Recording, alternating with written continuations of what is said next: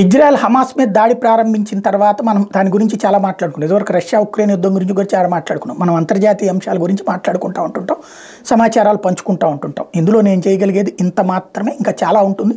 But minimum సమాచారం, అవసరమైన సమాచారం వరకు నేను చేరవేస్తున్నా నా దాంట్లో ఫాలో అవుతున్నటువంటి మిత్రుల కోసం.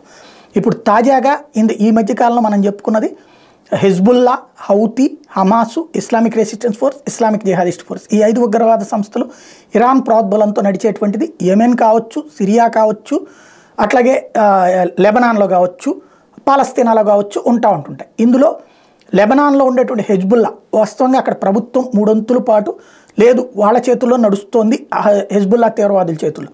ఆ మధ్యన ఇజ్రాయెల్ కొట్టిన దెబ్బలకు హెజ్బుల్లా విలవెల్లాడింది, గిలగిల్లాడింది. ఈ నెల రోజుల నుంచి దాని పేరు వినడం మానేశాం, ఎందుకంటే దాని దగ్గర ఆయుధాలు ఖాళీ అయిపోయినాయి, చాలామంది చచ్చారు.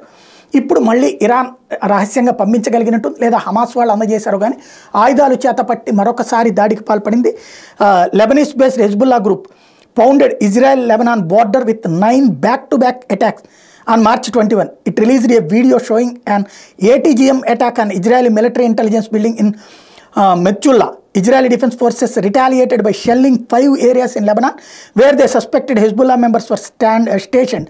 Hezbollah has reportedly deployed armed and unprecedented number of fighters in Beirut's neighborhood amid the delay clashes with the IDF. ఇది వరుసపెట్టి ప్రత్యక్ష యుద్ధానికి లెబనాన్ మీదకి ఇజ్రాయెల్ సిద్ధమవుతున్నటువంటి దశలో ఇప్పుడు హెజ్బుల్లా అందుకే ఇన్ని రోజులు సైలెంట్గా ఉంది. అయితే ఇంకా యుద్ధ విరమణ జరగకపోయేటప్పటికీ, అంటే యుద్ధ విరమణ హమాస్ మీద యుద్ధ విరమణ జరిగితే లెబనాన్ మీద అటాక్కి ఇజ్రాయెల్ సిద్ధపడుతుంది.